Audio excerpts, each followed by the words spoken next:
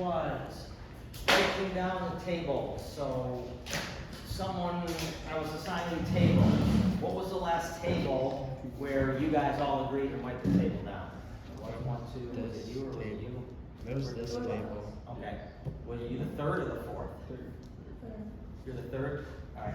So you guys today, Tuesday, Wednesday, Thursday, Friday, Monday, Tuesday. Okay. So it's a 6-day cycle, so it's not going to be the same day. But continue to do that so we don't have this issue, and pass it off to someone if you think of it, like mention next time. Who's it going back to you or this way? This way.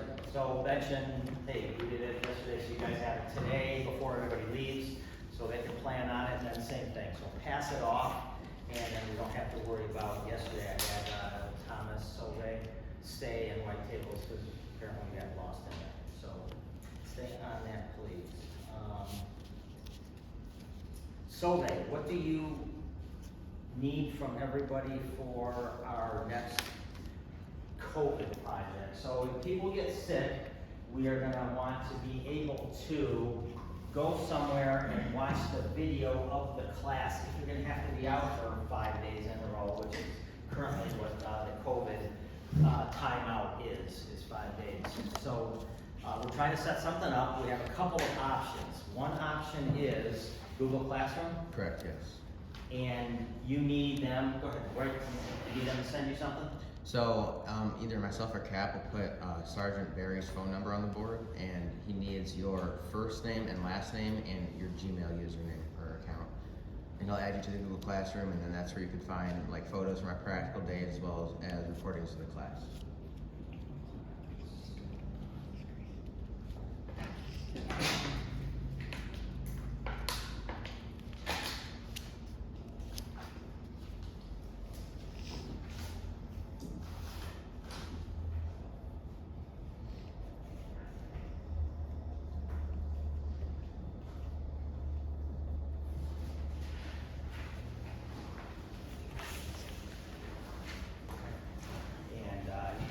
Recording the class today. We're going to kind of do a test run, see if we can get this, all the necessaries done where we kind of upload it and move it over and all those things. So we're just playing with it right now. Perfect.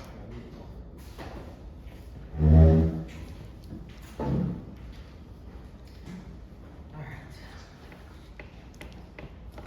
Quiz number 2.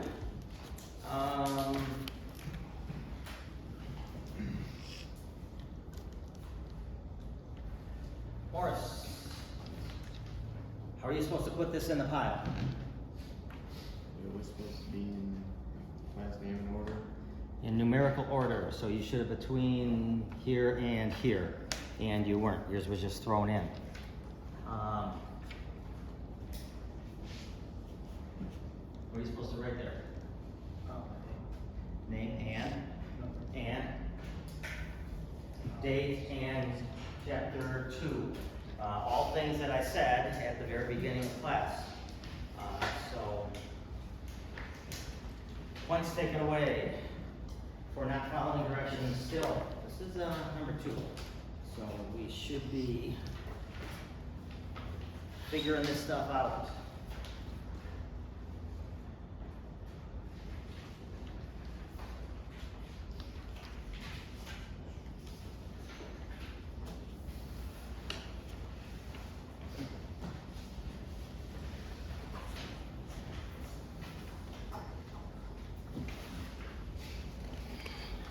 Ooh.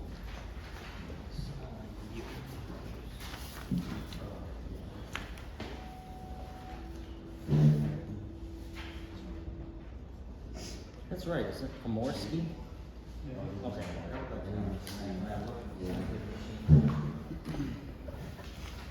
Just last time. What'd you get? 80. 64.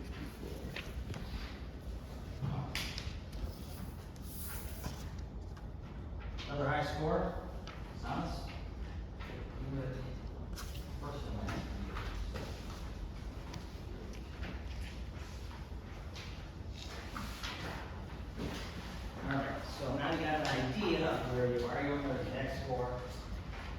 but you have an idea. You got your chapter 2 homework back, you got your chapter 1 homework back, and quiz 1 and quiz 2.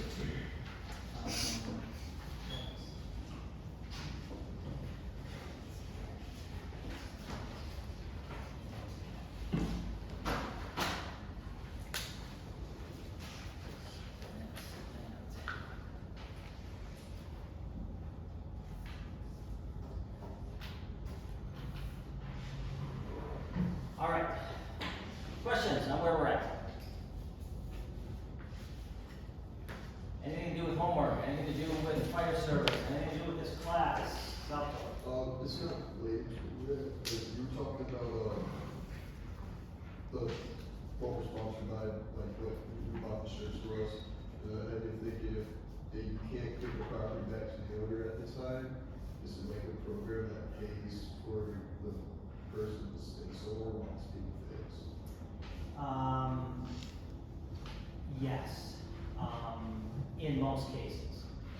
So if someone's home can't be lived in, we at the fire department, we have something worked out with several hotels in our areas, and this was Livonia, this is Brighton, this is just about everywhere, where you can get put up for a night for free at a hotel. Okay, it's a no charge thing, it's a here, free to you, we know you've just been through a lot of bad stuff, and you're in for some headaches in the road. Let's help make it better by getting you through your first night. You might have babies that need to sleep, and kids who need to get up to go to school, and all these other things, so here's your first hotel night, it is free. On the second day, the day after your house, when people are working normal business hours and things like that, then we get hold of your insurance company. And your insurance company deals with, if that's where you want to stay, you can stay there, and as part of your homeowner's fire insurance, we will pay for that. Or if there's a more appropriate place, like an extended stay, which has kitchens and things like that, then we could move you to one of those. If you would rather move in with your parents or someone like that so they can help with babysitting, then that's up to you. So all of those costs associated with that fire, not just the fire damage itself, but associated costs, replacing your computer and your short stay until you have to go, all covered by insurance. Now there are people who don't have insurance. Some of us, you have no choice, you have to have insurance. And the whole purpose of insurance is so that if any one of us has a loss, all of us have been paying, and so that helps that loss to be not so devastating. It's a whole thought behind insurance, basically. And it's a business, so there's money that needs to be made, so rates will change a little bit. But if I had a fire in my house, it would wipe me out financially, if I had to pay for it by myself. And same thing with most of your families. A fire would wipe your family out. So let's get insurance against that, which is everybody pays for insurance, they're collecting those premiums, and then boom, this one has a fire, and we take care of that person, then we keep collecting premiums, and then that person has a fire 3 years down the road, and then boom, we help out that person. So helps to make it not so bad. Good. Others? No. All right. We left off building construction, this slide, factory-built homes. So, other names for factory-built homes, which means just what it says. It was built somewhere in a factory, completely or in large part, and moved to the spot where it's going to become a permanent fixture. So sometimes we call them manufactured homes, prefabricated homes, modular homes, industrialized homes. I know some people don't like the word trailer anymore because you get some kind of weird picture in your head of something, but that could also be thrown in as an AKA, also known as. Mobile homes with axle assemblies under the frame, steel shipping containers. Ever see the TV show Tiny Homes? Yeah. My brother lived in a tiny home for a short period of time, so I found out a little about it. I think to classify as a tiny home, you have to be under 450 square feet. Most of you live in a bedroom that is 10 by 10, 12 by 12. So 110 square feet roughly, and his has got to be, so his is like 4 bedrooms big, is where he lived. So I've taken on the duties, I'm the youngest of 5, but I've taken on the duties with my brother Ken to be his life coach. He's made some horrible decisions in his whole life, so I told him, I said, Ken, as your life coach, this is what you need to do. You need to find a sugar mama. I said, here's what you got going for you. You know how to dance, and girls like to dance. So that becomes your lead-in, and so far, I'm batting 1,000 as a life coach. He has found, now this, the tiny home, that was between 2 sugar mamas. But anyway, he's back with the sugar mama, and he is back in a home in a senior community and loving it. So I'm not available for more life coaching. Just so you know, I want to stay with my bat in 1,000. All right, so factory-built homes are built somewhere and moved to a location. Almost completely prefabricated. They're least expensive, so usually you can get into these fairly cheap, so sometimes it becomes a starter home or something like that. Usually have wheels and permanent steel undercarriage. Typically, these aren't the ones that you drive, or motor homes. These are going to be the ones that you stick them on site and they stay there. But that's how they got there, is through that framing. Towed behind transport vehicle range from single wide to double wide to triple wide homes. So they can be very nice, very spacious, very, neat, very cool. But your communities where you have these, drive around, get familiar. Some of them you would not know much difference by driving through the community. They put 2 prefab homes together. They put a standard roof over the thing. They've got bedrooms up there, and you would not know if someone in the fire department did not tell you those are 2 prefabricated homes super glued together with the roof added onto it. Because when we think of the codes for prefabricated homes, normally they are lighter than residential homes. So whereas you've got 2 by 6 and 2 by 4 making up your framework, sometimes they can get away with 1 by. So typically those are going to fail sooner due to fire. So it's really something we want to know if they have these. So if you have any of those goofy ones that were super glued together so they look like standard homes, you do want to pass that information on to the next generation of firefighters so we all know that those are more likely to fail faster than the standard stuff that we're used to seeing. But then again, the 1990s brought that lamp I-beams, which changed things a little bit up as well. And then there's always the what you put into it. Okay, so again, not much into it, it's not going to burn that fast. You have a lot of stuff in it, think of like quarter home-ish, or a lot of people living there, then it's going to have more fuel and it's going to burn faster. Building codes, not required to conform to model building codes, they're required to conform to a HUD standard. HUD stands for Housing and Urban Development, which is a national standard. So instead of the trailer company or the prefab company having to deal with 50 different standards for 50 different states, and then in the state of Michigan, 82 different counties or AHJs, we all kind of blanket accept the mobile homes. You're going to have mobile home communities, and they all live up to the HUD standards, which again aren't as strict as what we're used to.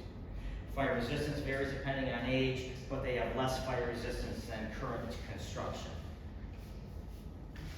Mobile homes, susceptible to early failure because of lightweight building materials, makes forcible entry easier, can ignite or melt rapidly, same loads as conventional structures. So we put the same fuel in it. I mean, you put bedrooms in there, you put your clothes in there, you put your furniture in there. It's just the structure itself is not quite as thick, and so it's going to fail faster. Anchored to the slab or have an open crawl space beneath the trailer, but typically not storage underneath there. And fire spread may be more quickly, may become vent limited quickly. Fire may spread faster with adequate ventilation, so windows and doors and things like that. If you think about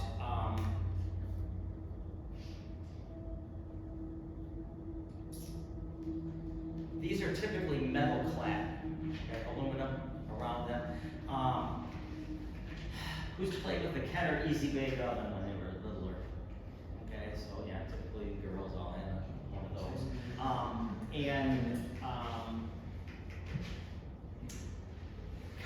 an oven, really, in design, when you think about it. It's clad in metal, and metal is a good conductor of heat. So if you have your building materials attached to metal, that's also a big not good for the fire service, because metal conducts heat, it's gonna conduct it to those load-bearing things. Whereas most of our homes, we have some type of non-combustible on the outside, veneer, stone, brick, siding is kind of another thing we'll talk about once we get into chapter 4. But drywall on the inside. Drywall is much better for fire resistance. And back what they used to do with mobile homes, because it was cheap, is they used to use wood paneling. So anyone have wood paneling maybe in their basement or something like that? Thin sheets of wood, 4x8, you cut them to size, and then you just nail them up there. Okay, so it's a very thin piece of wood, so it's not going to take much for that to catch on fire. That used to be allowed by HUD for mobile homes, and it isn't anymore, just because the flame spread rating is so high. So your homes really have a lot of stuff going into them in terms of safety. Again, there's a lot of stuff we can't do with homes that we wish we could do, sprinkler them and things like that. But flame spread rating is one of the things we worry about, and how fast a fire can move across the surface. More about that in chapter 4 as well. Casey? My mobile home has that type of wood, so what they did is they have the wood and then they just threw drywall right on top of it. So, Alright, so they protected it. yeah. Which again, bringing it back to our conversation, how do we differentiate between a type 1 and a type 2 construction? And remember from yesterday? Protect it by putting something over the beams, either that fire resistant mud or drywall. Okay, so you protected it with drywall. So you basically done, you moved yourself a whole class from a 2 to a 1. Yours isn't 2, yours might be a 5 to a better than 5, even though it's hard to say once you take 1 and 2 out of the equation. But yep, so that's a way to overcome a problem. Owen Thomas. This might be like a dumb idea, but like. Probably is. Let's move on. Tom. When you're like building new homes and you have the landscaping crew come in, what if you have like an irrigation system that like points at the house and you have like a bunch of holes and have like a ton of water just spraying the hole? To like help extinguish the fire before you guys do. That's actually a pretty darn good idea. So, who knows what the Old North Church is famous for? Anyone? It's in Boston. Paul Revere went there. Oh, okay. Put the lanterns in the tower, one if by land, two if by sea. Remember that whole story back in the Revolutionary War thing? The Old North Church is protected by just such a thing. Sprinklers on the outside of the church, as well as inside, but that is such a historic piece, and it's in a busy neighborhood. So they said, we're going to protect the heck out of this structure because it means so much to our history. So we're going to protect it inside and outside with sprinklers. Now the ones on the outside don't have water going to them all the time because of the cold weather that you're going to have next year. So they have another plan for that, which we'll explain further when we get into sprinkler systems a few chapters down the road for us. 1988, I believe, there was a big fire in Yellowstone National Park, and covers 3 states, but largely Wyoming for Yellowstone. The Old Faithful Lodge, again, it's a type 4 constructed building, it stayed there before. It's log cabin, but it's a resort, it's a hotel that you can stay at on the park.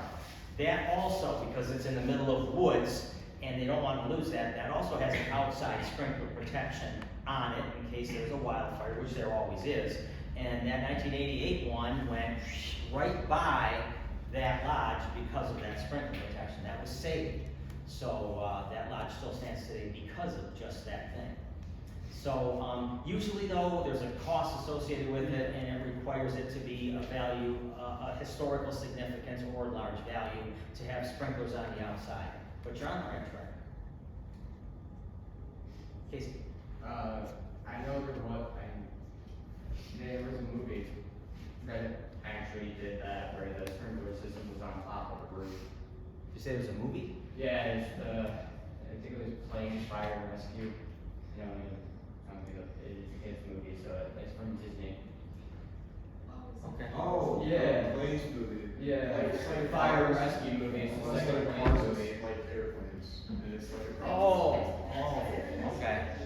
Yeah, but like, when you say. All right. planes, So, all right, so like cars, But instead of only cars, now they're planes and fire trucks that are talking and Yeah, it's like, Lightning McQueen and. yeah, it's the same voice acting. All right. So, and now you've told us a little bit about yourself that we probably didn't wanna know. But, they did have sprinklers on outside the buildings. yeah. Okay, good.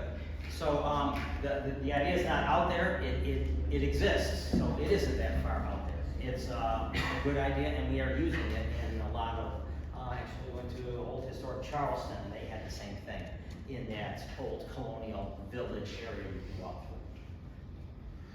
Still on mobile homes, decline in fires and fatalities since 1980 due to construction requirements. We beefed it up. We said no more of the wood paneling. You have to have a fire extinguisher in there now. Let's see what else they say. Factory installed smoke and carbon monoxide alarms. Flame retardant interior finishes, so that's the drywall. Flame retardant materials around heating and cooking equipment, safer heating and cooking equipment, gypsum board instead of wood paneling, which is what we just talked about. Factory installed sprinklers, which we put an asterisk by that one. Not all manufactured homes have sprinklers. That's still a fight that we are trying to have with the Home Builders Association. Home Builders Association does not want sprinklers. They have a huge track record of fire safety, but they don't care about that. They care about how quickly and how cheaply can I build stuff, and that's extra steps, and we don't want it. And they will spend tons and tons of money to fight us, and we don't have tons and tons of money to fight back. So unfortunately, almost no codes call for factory installed sprinklers in residential. Okay, again, man's home is his castle, we'll talk about that. And then I'll get your question in just a second. So this term over here, gypsum board, that is synonymous with some other things you may have heard. Drywall, wallboard, gypsum, all mean the same thing. Okay, it's that different thickness of stuff that's on that back wall, on that wall, behind this whiteboard here, and it's probably more than likely in the four walls in your bedroom and all of the walls in your home. On the inside is drywall, wallboard, gypsum. So you'll see those terms, but just remember they all mean the same thing. Okay? Now the thickness depends. What it's protecting against. Outside walls has to be thicker. If there's an attached garage, has to be thicker. If it's just my bedroom to your bedroom, it doesn't have to be as thick. So a lot of thought goes into this stuff. Salter, you have a question? Oh, sprinkler system, like you said, sprinkler system, like inside a house, like you have inside a school, right? Yeah. So wouldn't you just kind of like attach the sprinklers to the plumbing, and then kind of have like the same type of sensor you have in like a faucet or a shower? You can. You attach the sensor to some sort of smoke detector? You can. It's work and it's an expense, and you have to kind of be handy and know how to do it. Yeah, but it's not like too far off of what we already have, is it? You just kind of have to extend them. No, you've got, so yeah, there's two ways we can do this in homes. Number one is put separate plumbing for the system, like we have here. These red pipes is what carries the water for the suppression system. In your homes, you already have carrying water from bathrooms to kitchens to basements to all those areas, so why not just tap into those? So that's the other way that it can be done. But again, home builders don't want to do it. They don't want sprinklers at all, and so they will spend money to not get it in there. So if you want to do it yourself, you can. I have known people who have put sprinklers in certain areas in their home doing the same thing. And I know other people, my fire marshal here in Brighton, Mike Evans, I don't know if you met him yet, but you will. He had a home built, retirement home for him and his wife. He's about my age-ish, a little younger. And he said, I want sprinklers in it, and he could not really find anyone all that good at putting in sprinklers in residential because it's not required. So he ended up having to take the lead and showing the builders how to put sprinklers in his home. He ended up doing 90% of the work himself. So it's out there, you gotta believe in it, you gotta buy into it. The life safety record behind sprinklers is outstanding. I did not retrofit my home with sprinklers. I just don't have that kind of money laying around to retrofit my home. I don't think it's gonna add anything to the resale value. And right now, it's just myself and my wife, and we don't cook as much as we used to, and we don't have the kids in the projects and stuff like that as much as we used to. Kids trying to sneak off and smoke, that kind of stuff. So we're okay with it, but I do have 9 smoke alarms in my home and 3 carbon monoxide alarms. So we'll talk more about some of the protection you can have in a later chapter as well. So if I were to like start a company that specialized in putting sprinklers in homes, do you think like it would be a successful business?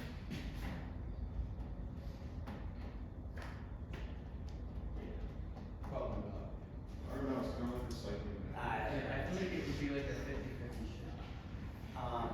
So specialize in sprinklers and also familiarize yourself with residential. So maybe not just retrofit, maybe also sprinklers, because sprinklers are required in a lot of buildings. So that will get you work, but then as people say, I want to put them into my homes, then you'll be able to say, I'm also very familiar with that, and et cetera, so you can move on to this.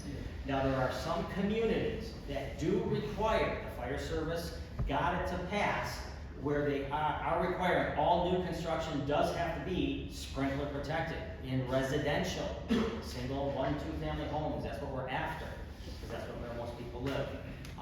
And there are 2 states, California and Maryland, that have sprinkler protection in new construction, all new constructed. So if someone wants to go in and build a subdivision, said, okay, so you're building that in the state of California or the state of Maryland, so add in the cost for the sprinklers because they're required from here on out. All right, so it's getting a little bit of popularity, but it's very slow to happen, and I wish it were faster, I wish it were better. But again, we don't have tons of money to throw into it. All right. Other types of factory-built homes, modular homes, panelized homes, pre-cut homes, hybrid modular homes. All of them come in on trailers, get dropped off, and built around and finished. All right, construction of floors, ceilings, and walls. All right, so take a look at your house, take away all the interior walls, and you've got a ground floor. Okay, we've got a home that is built on a slab. Okay, 1. Alright, so underneath you probably have access to your utilities through small little crawl space thingies. You get access from the outside. Take a couple screws and that's out of the way, keeps the animals out, hopefully. And then you can go underneath your home to service whatever needs to be serviced from there. But we're on a concrete slab over the ground just a little bit. Some of us have basements that are poured in place, held up, and then we build on the basements with these types of truss systems. So, when you go in your basement, again, like I said, look up, see what you see. Did anyone do that last night? Alright, what'd you see? Ventilation. Okay, but besides that, what was holding up the floor? Was it 2x6s or was it the lamb I-beams? Well, no, look again. Who else has a hand? Or 2x6s? The lamb I-beams? Yeah. Okay. Steel items. Steel I-beams, okay, holding up the framework, but then there's something else in between. 2x4s or 2x6s? 2x4 and 2x6. Okay, alright, very good. So that's what we commonly have. The power of the pyramid, okay? So these little triangles are very important when we design these things. They hold the most weight. They give us the best bang for our buck. Of course, if we were to make that one big thick log, that would be sturdy as well. But it would be very heavy, very hard to move, and very expensive. So this becomes our best way of doing it, making this web of triangles up there, held together with those gusset plates. So, again, we should mention this yesterday, but holding up this chunk of webbing made from pieces of wood is this piece of metal. It's called a gusset plate or a gang nail, and they're pressed into place to attach all of this together. Now, they only bite in about 1/8 of an inch, but there's a lot of them. So by that respect, it holds, and it does a great job of holding. You might not look at those pieces and say, how is this gonna hold up my refrigerator and my stove and my kitchen table and all of that stuff? But it does. It's the power of that triangle held together with that. But remember, nothing is designed to withstand fire. So when that gang nail heats up, what do we know about gusset plates? They're made of metal, metal conducts heat, so they're gonna start to fail, and they're gonna start to separate, and they're gonna start to damage and char the wood wherever they touch, and they're gonna break as well. So we do have some problems with them. All right, so ground floor, ceiling. So if you look up in the ceiling in your basement, or if you were to take your floor out on the main floor, you would see that whole web of trusses like this, only made of wood. Same thing here. And then you're gonna have a typically pitched roof, and the pitch just helps with rainfall and all of that stuff. And then aesthetics, all homes look about the same. Cover it with shingles and it looks pretty, but that's all roof support system. Typically, there's no one living up here. It's gonna be maybe some seasonal storage kind of stuff might get thrown up there, or some have nothing up there at all. So, in a nutshell, that's what we got. The space between the floor ceiling or ceiling and roof may contain ductwork, so that's what Chicago was talking about. We need to get from the furnace, you got heat coming up, or air conditioning. So we need to get that air to your bedroom and your bathroom and your dining room, all of those things. So we have a series of ductwork that takes it there. Usually those drop it off low, and your air return up high brings it back. So it's a system. Okay, so the next one, open return air plenum. So that's the return air. So it comes out and it goes back. It's a big circle. Your wiring, okay, because we want electricity to all rooms in the home, so your wiring's gonna go there. Pipes are gonna go there because some areas you want to have water, so that's gonna be your pipes. In days of old, copper has been very expensive for quite some time now, so much of that is being replaced with building people. PVC pipe. They just have plastic PVC piping. That's what it's nowadays behind the walls. Recessed lighting, so if you don't want the fixtures hanging down, you can stick them up a little bit into that attic space. Speakers, if you have one of those whole house audio systems where you can play music throughout or whatever, that's fine. And insulation, okay, outside definitely, roof definitely, sometimes between rooms.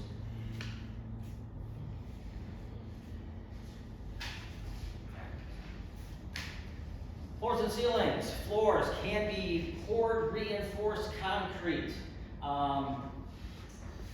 If you live in an apartment building that's 10 stories high, you're going to have concrete floor. If it's new, old ones can be wood, but new ones are going to be the new apartments and hotels and motels and those types of things. They're designed to withstand a total burnout of the contents in this room, and the next room is unaffected, top, bottom, and sides.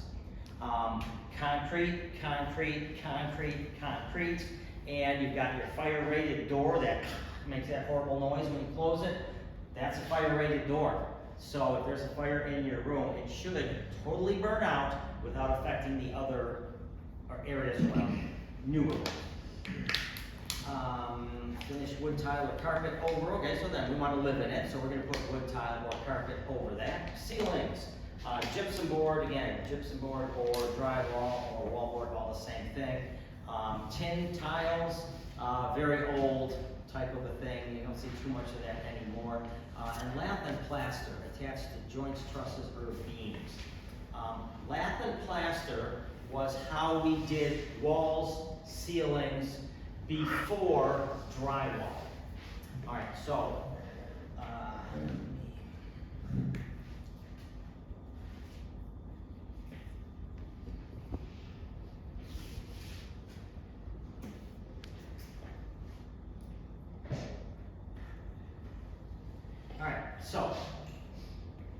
this is you're looking at the back side of this.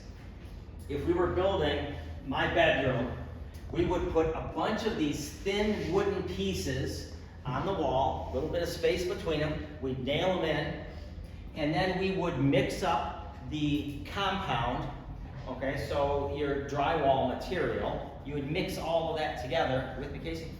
All right, and then we'd spread it over the wall, okay, like, it is plaster, I'm trying to think of some other kind of putty, I don't know. Ooh, Putty, okay. I'm looking for a better thing where it's gonna, but anyways, you spread it over there, it's wet, so it's moldable still, so you put it on with a trowel, and then you let it dry, and it's thick, so it takes a while, and then you kind of sand it flat, and then you put another coat to touch up those ripples and waves and all those other things, and then you sand it again. So a very long process. Whereas right now, the man wants a new room added to his basement. We go in, we buy drywall in 4x8 sheets. We have a razor blade, we cut it to size, we push it up against the studs, we nail it in, we mix up a little bit of that stuff right over the nail holes. We sand it once, and then it's good for primer and paint. like wood glue, right? Okay. It's mud. What? Like grout. Like grout? Yeah. Yeah, like patch, only you'd mix it in a big bucket for this type of setup. But that's what it looks like. So this is usually thicker than drywall. It's usually harder to break through. It's got all of that backing. So these, if your room caught on fire and we wanted to see if there was fire behind the wall, in all of our rooms, assuming we all live in something a little bit more modern than that, it wouldn't take much time because again, we're so used to it. That would become, wow, why could I not get through here with a closet book? And then you end up more force and more pulling. What the heck? This is so different. And then you look and you see it's this. And you say, okay, this is lath and plaster, so we're gonna need some extra oomph to get through this. So it's just extra work. But that's how they used to do it. But you're not gonna find too much of that anymore. What if they put it on tiles? That's grout, a little bit different, but similar, in that it holds stuff. All right, so that's lath and plaster, there's your history lesson. Floor and ceiling fire resistance, ceilings and exits or egress passageways, same fire resistance rating as walls in that corridor. So, for purposes of fire prevention, I can't have that door made out of paper and the hallway drywall because the fire ratings don't match up. Paper is much more combustible, so they all have to kind of match. And then we rate those in terms of hours. What is the hour rating? And then there's a test that we do where we line a tunnel 25 feet long with that material, whatever material it is, drywall, wood paneling, etc. And we set a heat source at one end, and it's all very scientific. It's called the Steiner tunnel test if you want to look it up. We measure how fast it takes to go from A to B, and we give it a number in terms of how many feet it travels and how fast it does so. And so then it's going to get a rating. So drywall is going to be down here, and the wood paneling is going to be way up here. Materials used to cover floors in high occupancy structures, rated to limit flammability, and ratings indicated in hours. So similar. Walls. All right, so common wall construction. You can see we've got an outer wall, some insulation. We've got a slight void space. There's your bricks out there, or whatever your fascia material is. Sheathing. So that's going to be your windbreaker that we talked about to keep the wind out. Your studs, so your framework for your home, and then on the inside, your gypsum board, drywall, wallboard, etc. Right there. You're going to have a bottom plate. You're going to have a top plate. All of that's going to be standard. You're going to have maybe one in the middle just to help keep it all from shifting and moving as well. And then again, some of those are going to have electrical outlets. outlets attached to them. Some of them are gonna have water pipes running behind them, or across them. But that's pretty much the basics of wall assembly as far as holding it up for construction. I don't quite remember, but gypsum board, that's what it likes, likely to fail the fire, right? Like it's probably gonna like break or burn. Gypsum, drywall? No, I was like starting with the G, I don't remember. I think it has something to do with the roof, maybe possibly. I'm just asking. I just want to know. I don't know what you're asking enough to give you an answer. Ask a different way or make something up and see what you come up with, but I'm not sure. Alright, so we'll hold that one for now, see if you find it, let me know. Firewalls. Firewalls are just that, they are intended to stop the flow of fire at a certain point within a structure. So your house has no firewalls in it. Your house will burn down unless the fire department comes and takes action. And that's what we all hope does happen. But if we had a whole bunch of homes, like row homes, garden apartments, townhouses, condominiums, whatever you call these things, apartments, then I don't want the whole thing to burn from end to end. I want to install a fire stop every unit or so many units, so I have some chance of saving a portion of this community. So as you can see, this is pointing to that great big old wall. It's not between every structure, but it's between every so many, where if there's a fire here and it spreads to this one and the one on this side, then we're gonna lose those. But it's not gonna penetrate this. This has nothing that's gonna poke through from here to here as far as cable, TV, water, any of that stuff that starts fresh somewhere else. So that's a complete, solid, non-combustible wall. It extends beyond, because fire will sometimes come out a window and the wind will blow it, so it'll lap a little bit, is what we call that, lapping. Not gonna pass it, okay? It is kind of going to, I'm gonna allow all of this stuff to burn, but it's not gonna affect this, it's not gonna affect this. Those are firewalls. So start to look for some of these things as you drive around and see them, okay? It really doesn't stick out that much as being ugly or anything, but necessary or desired. Did you figure out what you're asking? Oh, yeah, it was a gusset plate. Oh, the gusset plate. Yeah, sorry. Okay, so like that thing that we passed around, and it's pushed together, just a thin piece of metal, 1/8-inch protrusion in those things, and that is, unfortunately, probably the weakest link of that whole truss fail system, is that. Sorry.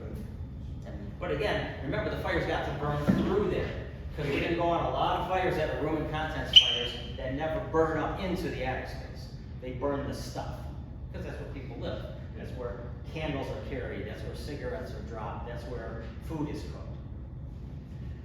Firewalls provide separation to meet fire resistance rating requirements. Firewall assemblies include the wall structure, the doors, the windows, and the protective openings, so everything meets the same fire penetration rating on the whole thing. You can't have an imbalance between one and the other. So between this station and the apparatus room, that is a firewall. Okay, it is not going to, it will withstand a burnout. It's not designed to let anything pass in between. It's all heavier material than, say, here in the locker room and this office and that office, etc. A separate structure may divide large structure into small portions. Unprotected penetrations can allow each small thing to pass through if they're unprotected. So if you drill a hole through it, then it's lost. Exterior firewalls are difficult to penetrate for forcible entry or escapes because they are big, thick, and non-combustible. Basements and stairs. If I blindfolded you and put you at the top of my stairs, how difficult would it be for you to get downstairs? Okay. And is that true of just about everybody's home in here, anything? Okay. It's standard. Okay. Now there are maybe some old homes that have different size things, you know, very, very, very old, before codes took over. But now because of codes, you know what the angle, you know the pitch, you know the width, you know the spacing, you know all of that stuff. So there's no surprises there. So that's a good thing. All have a standard way that they are built. In basements, the fire can damage the wood, the floor joists to the load-bearing walls that support the upper structure. And the stairs provide a flow path. That means the hot air can move. Air, gases, smoke, all of that can move up. That flow, it's like a chimney, basically, from the lower level to the upper level. Who has a door between your basement and your main living area? Okay, half-ish of us. And are there any of us that don't have a door? Okay, some don't have basements, okay, and I'm in that. All right, so, different things out there. Hurry, 1, Brighton Township, 2627 Hunter Road, across the Heine, 84-year-old female with a rectal bleed. Rectal bleeds. Yeah, some of my worst smelling memories come back to me right now. There's nothing that smells like a rectal bleed. Can't even, oh, sorry, horrible. Yeah. Didn't rectal, darn near killed them. Anyways, so, stairs, if you do have a door, it's not a fire-rated door, so it is gonna allow penetration between, if it catches on fire, those are, well, actually, if you have a fire rating, they're 1/3 hour. So your bedroom doors at home, your bathroom door at home, everything you put a foot or a fist through before, it is 1/3 hour fire rated. It's a hollow core door. It's got a framework, and then it's just got some filler cardboard in between, if anything. And yes, you can punch through it or kick through it if you haven't before. Don't do that for no reason. But they're not that solid. They're just designed to give you privacy when things are good, so you can change and stuff like that. It's not designed to be a fire rating. But other than very minimal, which is 1/3 hour, which is 20 minutes. So a 20-minute fire rating means it will not fail until it hits the 20-minute mark. So it's gonna start to burn through, it's gonna start to weaken, and then it will fail in about 20-ish minutes. But your bedroom door, what's 20 minutes designed to get you to? Why do we have a 20-minute rated door? To get you time to go to a window and get out the window. Ding, ding, ding. Correct answer. Almost. Basements, partially or fully below grade level. Who's got a walkout basement? Okay, good. So your house is probably on some type of a hill or something like that. Good. Who has got big windows? Okay, so you can use those escapes if you need to. Okay, who's got small windows way up there? Okay, all right. So I do, and no way I could get out of them anyway. So after too many kids playing baseball too many times in my backyard, I replaced them all with glass block. So not only can we not get out of them now, it's going to take you a long time to realize you can't get out of them if you plan on breaking them out. But they're only that big, so my gut's never going to make it out there. So basements are a little bit more challenging in terms of rescue. There's one way down, one way up for those of us who have that situation. One way down and one way out, and that's the one we have to use. Single-story basements can be shallow foundations, can be storage and utilities. Yes, so in your basement, if you have a basement, you probably have your furnace, your hot water heater, your electrical panel, all down there, okay, the services to your home. All of those potentially have a hazard associated with them. Fires can be more hazardous because we have limited ingress and egress and ventilation in basements. Again, one way down, one way out, as opposed to your house, which has usually a front door, back door, side door, or some combination of those, but then the windows could all be used if they had to. Limited access in basements. Walkout or daylight basins, okay, those are people who had their hands up before. Upper portion of some extent above the ground level, and they have windows, so who sleeps, your bedroom is in a basement? How many of us? 1, 2, 3, 4? Okay. You have a walkout basement, right? Okay. Who else? Walkout? Who else? Who's the third? Sleeping in the basement? Walkout? Hmm? I have a giant window next to my bed. You have a what? Giant window next to my bed. Okay. So, a window that can be used for escape. So maybe it's a shallow basement, and all the windows, are they all the same size? Okay, so then it's a shallow basement. But some of us who want to put a sleeping area in the basement, we have to, by code, put an escape window, okay, which got certain measurements. So that means if you just have the small windows like mine, you have to dig out and widen one window, which is gonna be the escape window from the basement. But not the case here. Shapaska, do you also have your hand up? What do you have? I have a sliding glass door, A door wall type thing? yeah, Okay. walk right up. So you can walk right out. All right, so that's some of the options out there, but, so let me finish this off before I grab your question. Who has a finished basement? Okay, keep your hands up. Who pulled a building permit to finish your basement? Okay, almost nobody. So, then, okay, other than a couple, how many of those who put our hands down are up to code? I don't know. I mean, did you read the code? Do you know what it's called for? Do you know what the size opening is? So, okay, you do, some don't, I don't. But I don't have basement bedrooms. So, again, some of the basement, some of the home remodeling projects aren't up to code because they weren't code, a permit wasn't pulled. If you pull a permit from the city, then they come out and inspect it and make sure it is up to code. So you have that when you put your head on the pillow at night to know that it's built up to code. Other than that, you're kind of, did I really know what I was doing? I sure hope so. If so, well, I'll take my least favorite child and have them stay in the basement just in case something. Anyway, so hopefully that's not you. Go ahead. Oh, okay, sorry. If I would have grabbed your question, I would have forgotten my thought. All right, so types of basements, fully underground or those tiny little windows. Partially underground, you got bigger windows. Walk out at daylight, so you're on some type of a berm. I don't know that any, does anyone have a fully underground basement, absolutely zero windows at all? One? Well, we have a window, but we dug out a dress window. Okay, so you dug out a window and made one. Okay. All right. Not too common to have fully underground basements. All right. Stairs. Protected or enclosed stairs, again,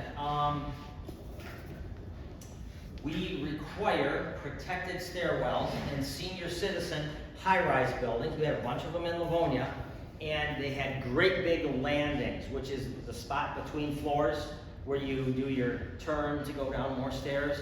Big landings, and the thought was, if I've got a whole bunch of old people, I can take these old people from the 10th floor and stick them in this protected stairwell, and right now I don't have to worry about them yet, okay? Because we're fighting a fire in an apartment, and they are behind a protected wall with a protected door. As opposed to, I take person number one in, down 10 flights of stairs, back up 10 flights, and I get the next one, and you can see how that's gonna be time consuming. If I can get them all, wheelchair, chair, carry them, sit them down, whatever it is, and put them on the landing, it's much more efficient from a time point of view. So that's why the senior houses require those big landings in protected stairwells. Hotels, motels, usually protected stairwells also. You're not really gonna see any doors that are propped open to the outside. Typically, I mean, somebody may put a piece of luggage there as they put stuff in there, but not by the company, not supposed to do that, so. Doesn't allow heat in, doesn't allow smoke in, doesn't allow bad people in, et cetera, et cetera. Access or convenience stairs, not required part of the means of egress, typically connect no more than 2 levels.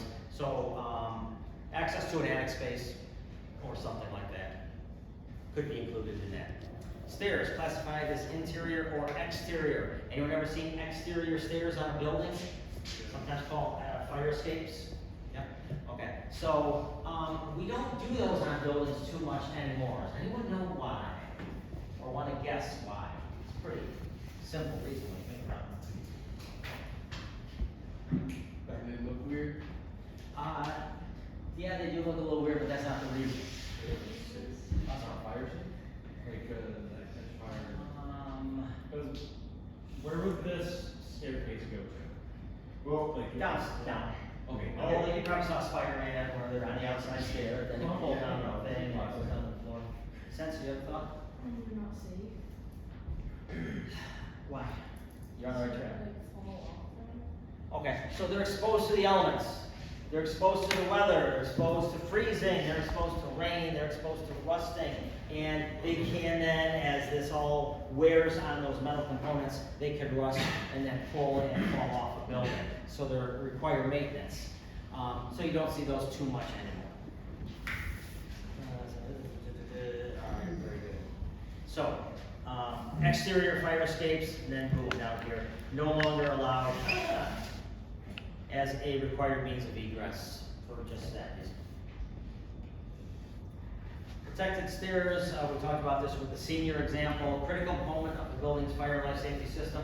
So you may not have that huge landing on your high-rise apartment building or your high-rise hotel that you're staying in, but you do have, and next time you're at a hotel, look, you're gonna have a door, closes behind you, take a look at it, probably says what floor you're on, should allow you to get back into that floor. Now it's gonna have a latch type of mechanism or some type of bar like that, which we call panic hardware, that will allow you to get back into that floor so you didn't just lock yourself into the stairs, even though that's supposed to be a much safer place than anywhere over there, because that's where the fire is. Now, you're in that staircase, okay? What are the steps made of? Concrete or metal, okay? And what's the flammability rating on those? Yep, right down there. How much is stored in the stairwell? Number should be less than 1. And it should be 0 things stored there. So no seasonal decorations, or you want to store some boxes here until you move in 3 weeks, go ahead and just stick them under the stairs. None of that should be going on in those protected stairwells. That's meant to be a safety place. It should tell you where those stairwells go, because we don't want people going to the roof, but sometimes people need roof access to service HVAC units and elevators and things like that. So you'll typically have one stairwell that will take you to the roof access. Sometimes we lock those doors because we really don't want people on roofs when there's a fire. We want them to go down and out, because if they go on under the roof, then what do they want? They want a free helicopter ride in the city. And how many helicopters do I have access to? None, really. I'd have to commandeer someone from the county or the city of Detroit or a news station, and that's gonna take time, and it's multiple trips back and forth. So, we don't want people on the roof. So, protected stairs, critical component of the building's life safety system in high-rise buildings. Enclosed with fire-rated construction, usually 1 or 2 hour rating, not your stairs at home, not my stairs at home. Okay, high-rise buildings. Generally serve 2 or more stories, generally part of a required means of egress, yes. Primary egress paths for floors above or below the ground level can affect safety of occupants if they do not maintain breathable atmosphere. So inside that area, that enclosed stairwell, if the smoke alarm system goes on in the building, or fire alarm, or CO, any of that kind of stuff, people are gonna have to access the stairs. So they're gonna open a door and some smoke's gonna come in. And same thing on the next level and the next level. So eventually we're gonna start to get some smoke in there. If the fire alarm system is activated, it's gonna turn on a fan. Sometimes a low fan and a high fan, or just a high fan, that's gonna suck out that smoke and draw in fresh air from the HVAC system. So it's gonna push smoke out. So it's gonna keep that area safe and breathable. Because remember, I just put 10 senior citizens in there. I don't want to now have them start coughing and hacking where they would have been safer if they stayed in their apartment. I moved them to a place that I thought was safe, and it wasn't. So all of that is going to happen in there as part of the building.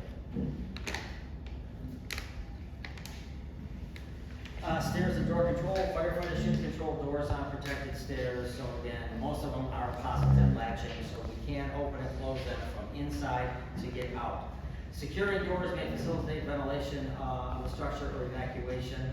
I don't know what they mean by securing them. Closing them is what we want. We don't want to block them open, because what's gonna happen? Smoke's gonna go in there. Only secure doors in the open position when it will not endanger occupants or firefighters. So in other words, don't secure doors. Pressurized stairwells, we just talked about. We're gonna have air filling up that protected stairwell, so it's going to push smoke out or in and out, one of those ways, but it's going to, positive pressure.